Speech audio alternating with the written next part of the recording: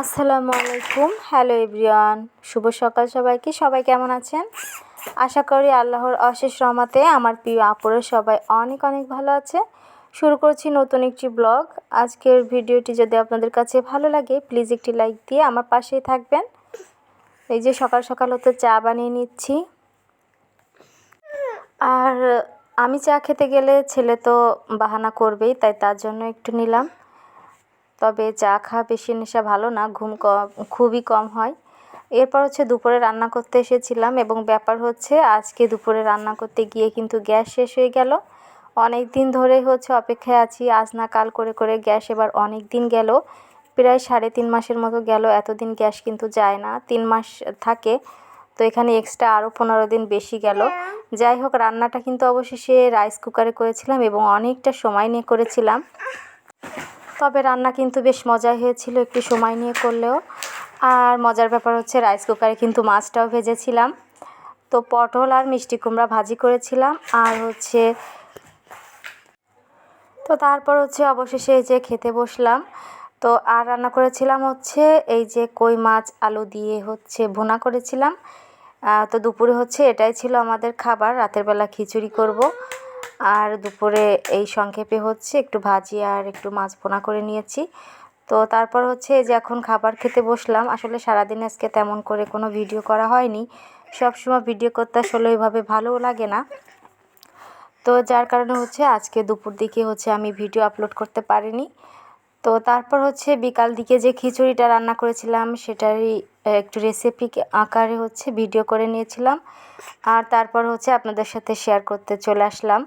তো যেহেতু সারাদিন কোনো ভিডিও করিনি, তাই একটু খাওয়ার ভিডিওটাই করছিলাম, কারণ তখনটা একটু ফ্রি আর নিরিবিলি ছিলাম এই জন্য। তো আমার প্রিয় প্রিয় আপুরা যারা আমার ভিডিওতে ক্লিক করেছেন কিন্তু লাইকটা দিতে ভুলে গেছেন, মনে করে একটা লাইক দিয়ে দিবেন। আপনাদের একটা লাইক কিন্তু আমার ভিডিওকে অনেকের কাছে পৌঁছে দেয়।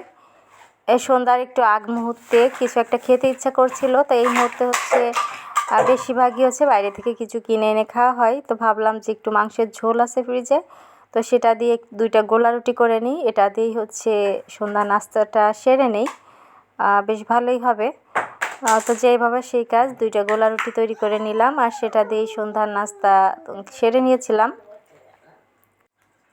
সুন্দর সোনালি দিনগুলো যেন কোথায় হারিয়ে গেল। এখন সব সময় ফেসবুক ইউটিউবে ঢুকলেই রাজনীতির ব্যাপারগুলো বেশ তো ভালোই ছিল। মাঝে মাঝে ব্লগারদের ব্লগ দেখতাম, জীবনযাত্রা দেখতাম, ভালোই লাগতো। টিকটক দেখতাম। এখন আর এগুলো সব কিছু বাদ হয়ে গেছে। চলছে দেশে অরাজকতা, মারামারি, হিংসা, সেই সাথে আমাদের প্রিয় ছাত্রছাত্রী ভাই বোনদের অক্লান্ত পরিশ্রম এবং তাদের ভালো লাগা কিছু কাজ, যেগুলো আসলে মনকে ভালো করে দেয়। আর বাকি সব কিছুই মনটা অস্থির করে দেয়। আমার মতো হয়তোবা আমার প্রিয় আপুদেরও একই অবস্থা।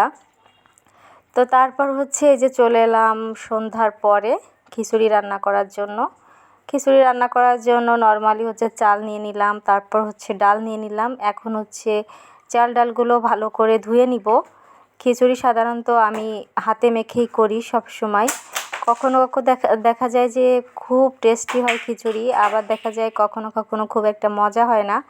তো এর কারণবশত বুঝলাম যখন ডালের পরিমাণটা একটু কম দিই বা মশলার পরিমাণটা একদম কম দিই, সেই ক্ষেত্রে খিচুড়ি মজা হয় না। যদি অনেক বেশি রান্না করা হয় সেই তুলনায় মশলাপাতি কম হয়। কি হয়েছে? তবে খিচুড়িটা আমাদের একটু কমই খাওয়া হয়, তাই মাঝে মাঝে যখন কয়েকদিন পরে খিচুড়ি খাওয়া হয় চেষ্টা করি একটু ভালো করে রান্না করা, যাতে খেতেও মজা লাগে। এখানে আলু কেটে নিচ্ছি ছোট ছোট করে, আলুগুলা খিচুড়ির ভিতর দিয়ে দিব।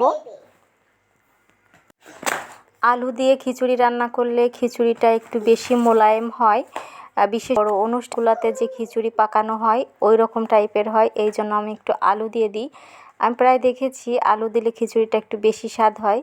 তো তারপর এখানে কাঁচামরিচ আর পেঁয়াজ দিয়ে দিলাম। আজকে একটু মশলাটা একটু বেটে দিব। এখানে কিছু পরিমাণ রসুন আর আদা নিয়ে নিয়েছি, সেই সাথে এখানে গোটা জিরে, এলাচ এবং কিছু গোটা ধনিয়া দিয়ে ভালো করে বেটে এই বাটা মশলাটাই আমি খিচুড়ির সাথে ব্যবহার করব। আশা করি আজকের খিচুড়িটাও খেতে অনেক মজা হবে। সেই সাথে তো ঝাল ভর্তা থাকবেই। শুকনা মরিচ ভেজে সরিষার তেল দিয়ে মাখিয়ে মজার একটা ভর্তা করি, যেটা খিচুড়ি দিয়ে খেতে খুবই ভালো লাগে। এবং সেই সাথে আস্তে আস্তে ভিডিও শেষ প্রান্তে চলে এসেছি। পুরো খিচুড়ি রান্না শেষে কেমন হয়েছে সেটা আপনাদের সাথে আর শেয়ার করতে পারলাম না। তো খিচুড়িটা বসানো পর্যন্তই আপনাদের সাথে আমি শেয়ার করলাম।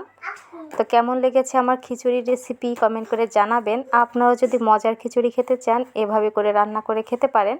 বিশেষ করে যারা একদম নতুন রাঁধুনি তাদের ক্ষেত্রে আশা করি এই টিপসটা কাজে লাগবে। তো এখন লবণ হলুদ আর তেল দিয়ে সব কিছু ভালো করে মেখে পরিমাণ মতো পানি দিলাম। যেহেতু খিচুড়ি আমি রাইস কুকারে রান্না করি তাই এখানেই দিয়ে দিলাম আর এখন বসিয়ে দিব।